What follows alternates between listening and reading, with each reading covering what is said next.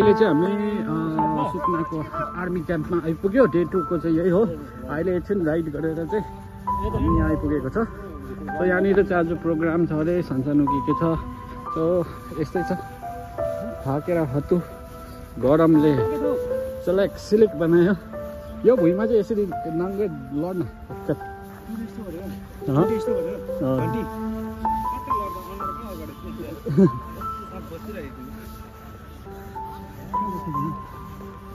जहाँ पनि बस्नु त। फोटो सुट हुन्छ अरे यहाँनिर चाहिँ।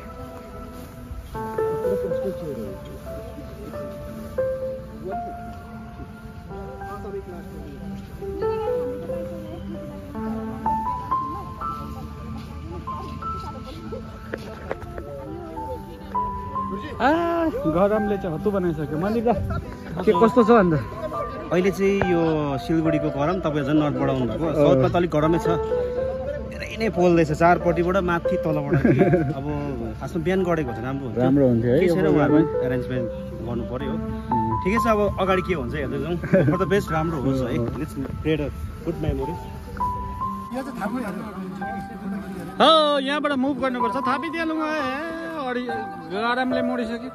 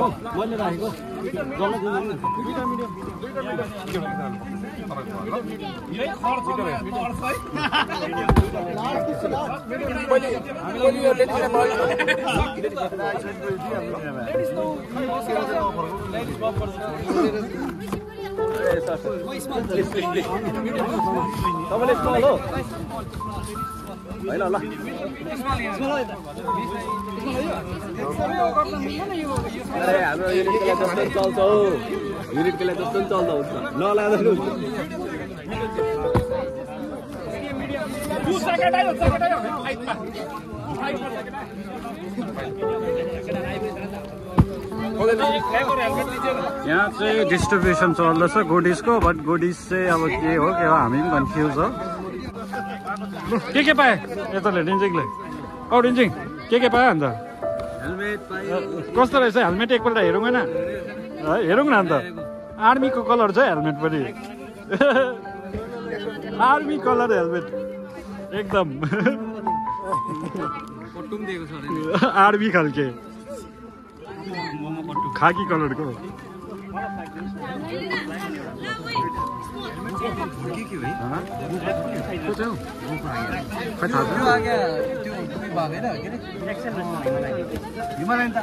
होइन उसको त्यो हामीसँग केस लामो भएको थिएन आगे पत्रमा, उसको बाइकै बिग्रिएर फेरि यता बिनाले थप्दैछ। मिडियम हेलमेट छ, एउटै साइज छ।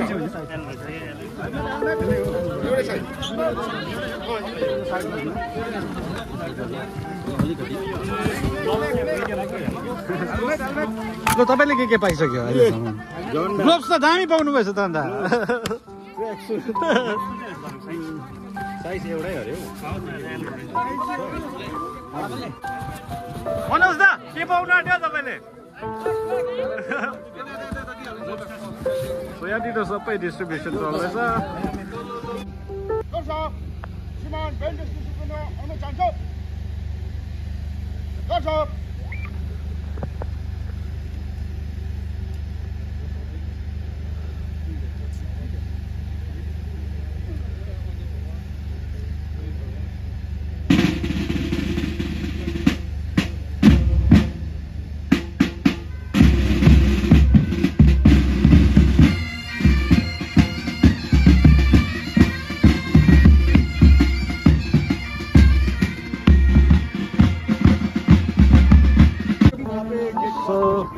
सबैजनाले खिचिसक्यो सो 59 खोला गाइड अब स्टार्ट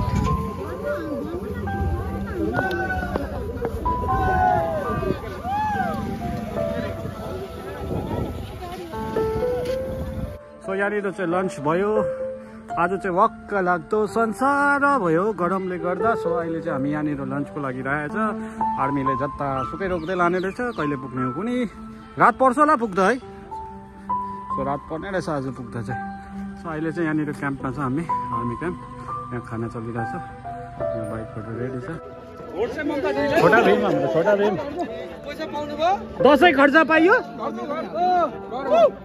दसैँ खर्च कति 15,000 यहाँ आऊ न के भन्ने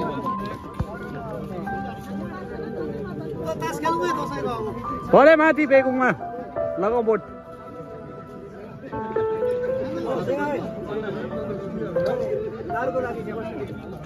दसैँ खर्च पाउँदैछ हामी यहाँनिर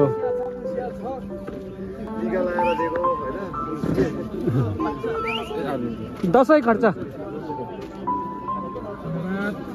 खर्च पाइयो लु दसैँ खर्च हाम्रो 1500 दसैँ खर्च पायो यहाँनिर ल यसले चाहिँ तेल हाल्नु पर्ने अरे मेरोले चाहिँ तेल ज्यादा खाँदैन त झन् ढुक्कै छ एकदम ज्यादा हुन्छ मलाई चाहिँ दसैँ टिका लाग्यो चिफ दसैँ खर्च पाए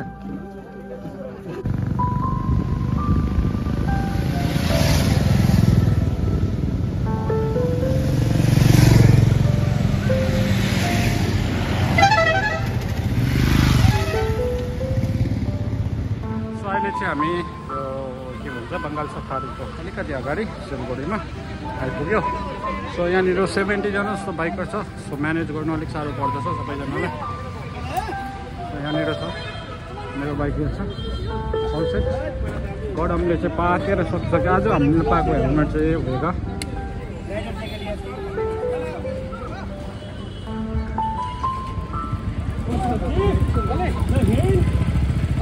अहिले चाहिँ घर परिसक्यो हामी चाहिँ यो टिस्टा पुलमा छ टिस्टा खोला हामी चाहिँ टिस्टा बजार अहिले त हामी टिस्टामा छ कति बाइक टिपेर चाहिँ हामी यहाँ हेल्प गर्नु पऱ्यो बाटोमा सबै गइसकिसक्यो हामी मात्रै आफू परेछ अब कता जानु भन्ने त्यति आइडिया छैन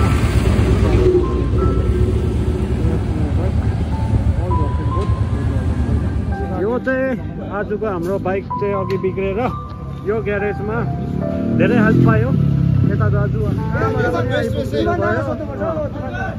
दोकानमा कस्तो लाग्यो यता दाजुको सर्भिस A1 नम्बर 1 हो अब 1 देखि माथि नम्बरै छैन एकदिन यो जग्गा चाहिँ के रहेछ हौ अटो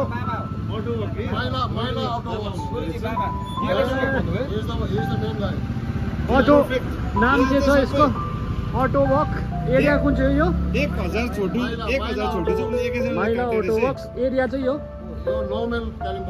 नौमेल कालिम्पोङ तपाईँहरू पनि भिजिट गर्नुहोस् यो जति बेला दुःख पायो भने यहाँ हाम्रो बाइकहरू सबै अब रेडी भयो हेडलाइटहरू पनि भयो यता हामी सबैजना छ अहिले यता पनि छ केटाहरू हरेस ल चलो चलो चलो चलो